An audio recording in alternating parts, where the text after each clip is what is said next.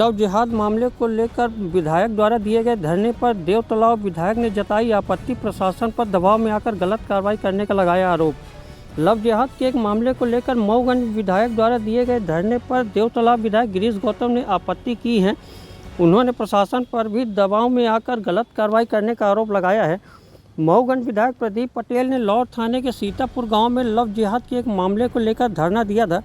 इसके बाद एसपी ने थाना प्रभारी जगदीश सिंह ठाकुर व एएसआई फतेहलाल प्रजापति को निलंबित कर दिया था। इस पूरे मामले को लेकर देव तालाब विधायक गिरीश गौतम ने कड़ी आपत्ति दर्ज कराई है। उन्होंने विधायक मऊगंज प्रदीप पटेल के धरने पर भी आपत्ति करते हुए प्रशासन पर दबाव में आकर गलत कार्रवाई करने का आरोप लगाया है। उन्होंने कहा कि मऊगंज विधायक के दबाव में आकर प्रशासन ने अनावश्यक थाना प्रभारी सहित 2 पुलिसकर्मियों के खिलाफ कार्रवाई की है। यदि ऐसी कोई बात थी तो पहले उसकी जांच कराकर वास्तविकता का पता करना था। इस मामले में पुलिस ने पहले ही कार्रवाई कर ली थी और प्रशासन ने गलत कार्रवाई थाना प्रभारी सहित 2 पुलिसकर्मियों पर की है।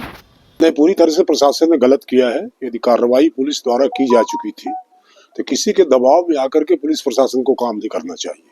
नंबर 1। नंबर 2, विधायक यदि सीतापुर आए थे तो मुझे ऐसा लगता है कि मऊगंज की सारी समस्याओं का निदान हो गया है और वो मुख्यमंत्री की कॉन्स्टिट्यूएंसी हो गई है। वहाँ कोई समस्या नहीं रह गई है। न पानी की समस्या है, न सड़क की समस्या है, न बिजली की समस्या है, न लोगों के गरीबी रेखा की समस्या है, न अन्न की समस्या है, न मकान की समस्या है, न प्रधानमंत्री आवास की समस्या है।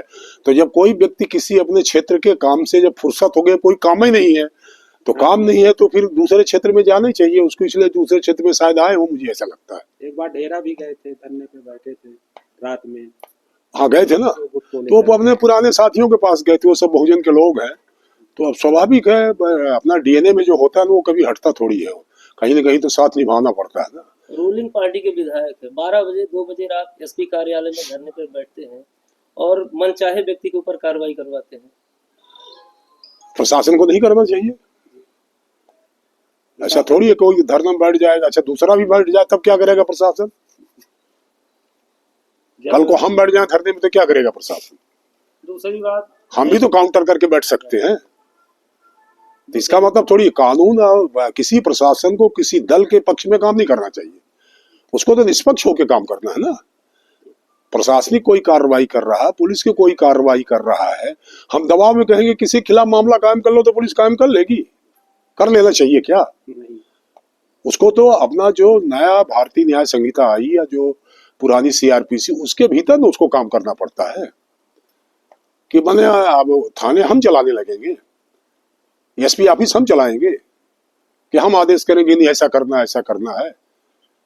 हम उनके आईजी थोड़ी हैं, एसपी के आईजी हम थोड़ी हैं, हम डीआईजी थोड़ी हैं, हम डीजीपी थोड़ी हैं।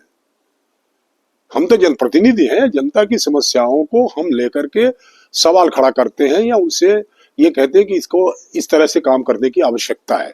फिर वो कानून कायदे के भीतर उसका पैमाइश उनको करने की आवश्यकता है। किसी के दबाव में नहीं करना चाहिए काम। ये लगातार दूसरी बार जगदीश ठाकुर जी को निलंबित किया गया। इसके पहले एक बार मऊगंज विधानसभा शाहपुर थाना में थे, तब भी धरना बैठकर इनको निलंबित नहीं, पूरी तरह से गलत है। ऐसा कोई दिक्कत नहीं थी जिसमें सस्पेंशन की आवश्यकता हो और पुलिस प्रशासन ने किया दबाव में आकर, किसी के दबाव में आकर के किया हो। पूरी तरह से गलत है और ये अच्छी बात नहीं है। ये पुलिस अधीक्षक का कहना था कि ठोस सबूत विधायक जी स्वयं दिए हैं, किस बात पर निलंबित किया गया है?